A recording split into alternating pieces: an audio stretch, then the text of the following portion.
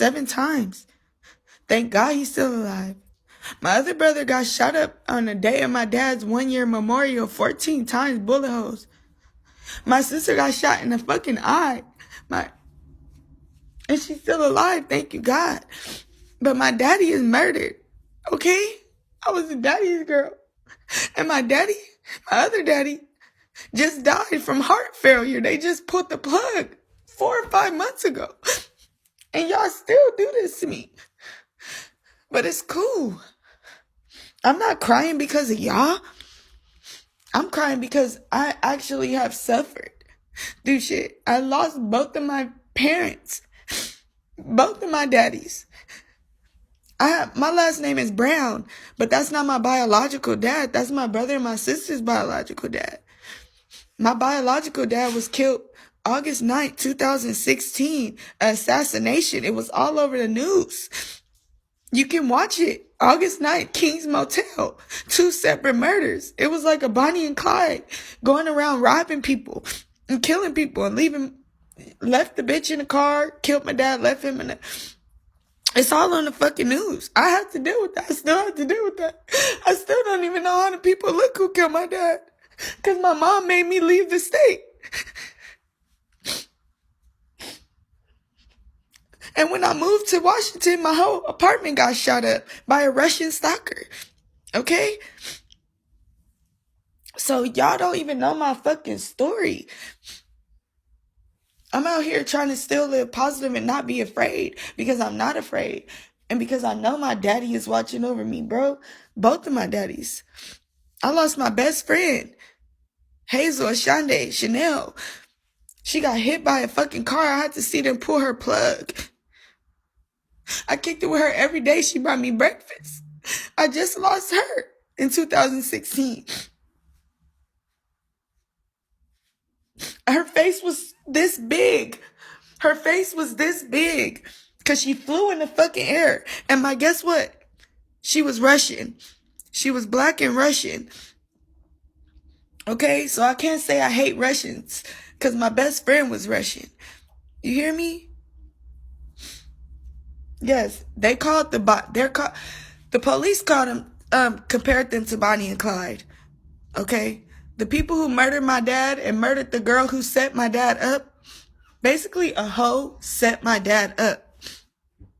A hoe brought this couple to my dad's house to rob my dad. My dad didn't take it. My dad was a drug dealer.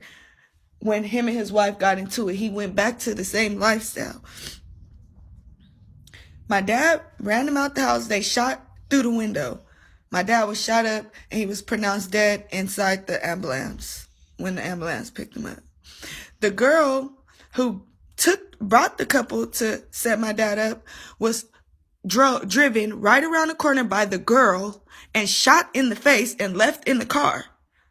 So don't trust people because they don't give a fuck about y'all. And now they're in jail right now trying to fight a fucking trial that they just lost. They're in jail for fucking life for the murder of my father and the murder of the girl who set my father up. So I've been through some shit. I was just now rekindling a relationship with my brother and my sister's dad, who I have his last name, who took me to church every day, who changed my diapers, who was my father since birth.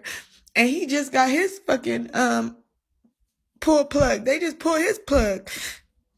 And he lived in Amarillo, Texas. He was the closest person to me right now. And he just died 4 or 5 months ago. So y'all don't even know what I went through. My mom just had a stroke after taking a fucking coronavirus shot. A stroke. My mom ain't nothing but 55 years old, 56. She took the fucking shot. Next day had a fucking stroke. So all this shit.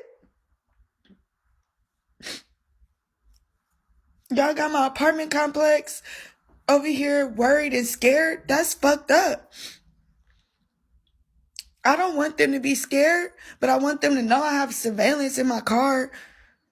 I want them to know that I have surveillance in my house.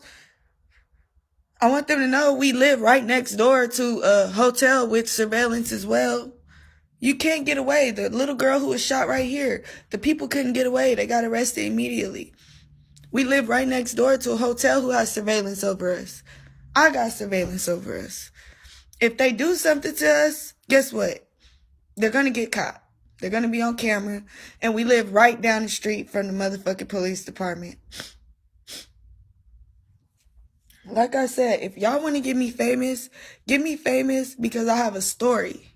Get me famous because when I was 1 year old and it was a fucking thunder of lightning and rain and my whole entire apartment fell up on me while I was inside the crib at 1 year old and I'm a survivor. Get me famous because of that.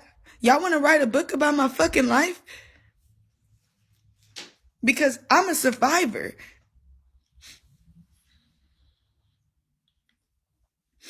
Yes, my mom will tell you. I was 1 year old. My little sister wasn't even born yet. I still have dreams for some reason. Screaming I still have dreams and I'll call my mom like, Mom, I just had a dream about me being in the crib again. She's like, it's okay, baby. You're a survivor. I don't know why I still have dreams like that. I was only one. How do I still have dreams like that?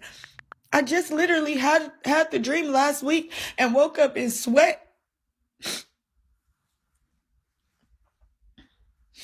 And yes, my brother saved me. My big brother, that's why I love him so much. He saved me. He got me out of the crib when the whole entire ceiling fell on top of me inside the fucking crib. You want to write a story? My mother abandoned her and left her with her aunties because she wanted to be with a famous singer. My grandmother was a nurse who wanted to be a Rolling Stone and my mom is a baby of the family and just hand my mom off. My mom didn't even know her 4 big brothers and sisters. She just said, fuck my mom. My mom didn't meet her Tanya, Tina, and Teresa and Tommy until she was fucking 6, 7 years old. Cause she just said, fuck my mom. So my mom always raised in a house where it wasn't her mom, it was her auntie. So my mom ran away from home at a young age. Went to New York City, went here, got pregnant at the age of 18, had my brother, became a stripper, started stealing cars, went to prison. But guess what? My mom has graduated from college and she has a degree. And the only reason she's not a teacher right now is because of her background and her felonies. Talk about that. How my mama was a stripper / fucking robber. And my dad was a drug dealer. Talk about how my brother and my sister are not just my brother and my sisters. They're my cousins too. Talk about how if y'all want to write a fucking story, you want to make me famous. Talk about how my brother and my sister's dad, which was a pimp, which took care of my mom, which my mom was his bottom bitch, sent my mom to my dad, which was his 3rd cousin, which my mama had no idea about, to get some drugs. And my father, my biological father, raping my mom and forcing her to have sex for this. Talk about that. And how my brother and my sister are not just my brother and my sister, but they're my cousins too. Talk about that.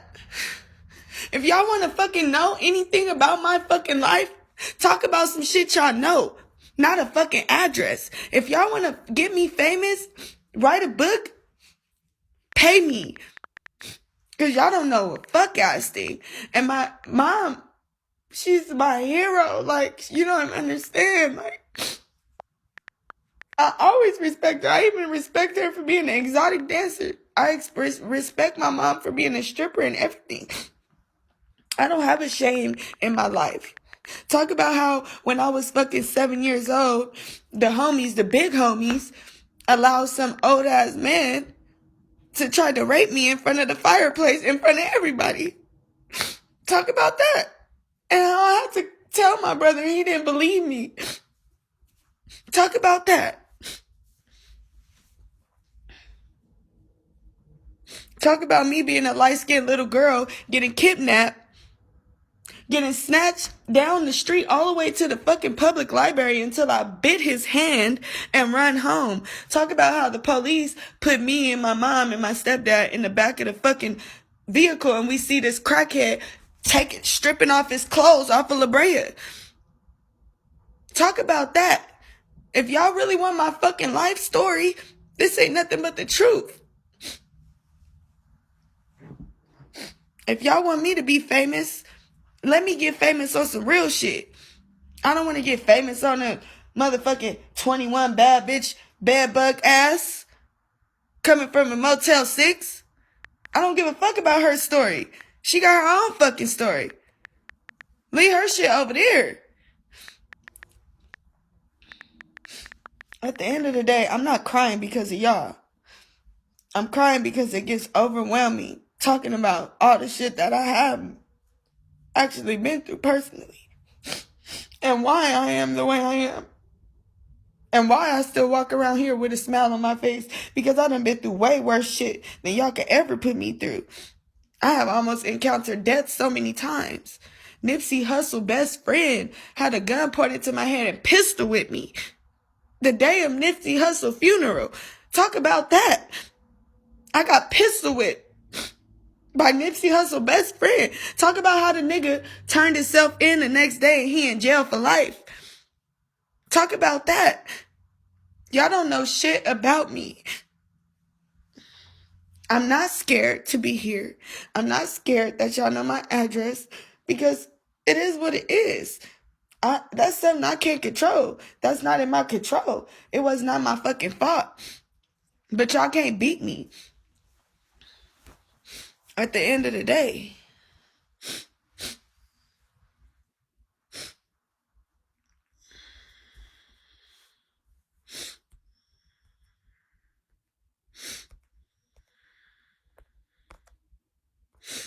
So, I just want to be positive, and I don't want no more negativity in my life, because I done been through enough. And if y'all want to really get to know me, just ask about me. If y'all really want to talk to me, I'm an open book. And my horoscope said this today.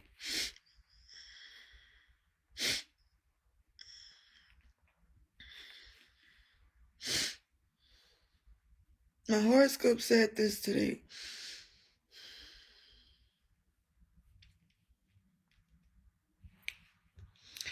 You can't change who you are, Pisces, nor should you want to. You are the only you in this world, and you are so important.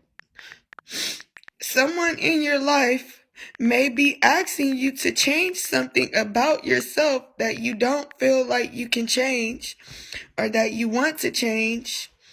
They may describe it as being only fair, but fair to who?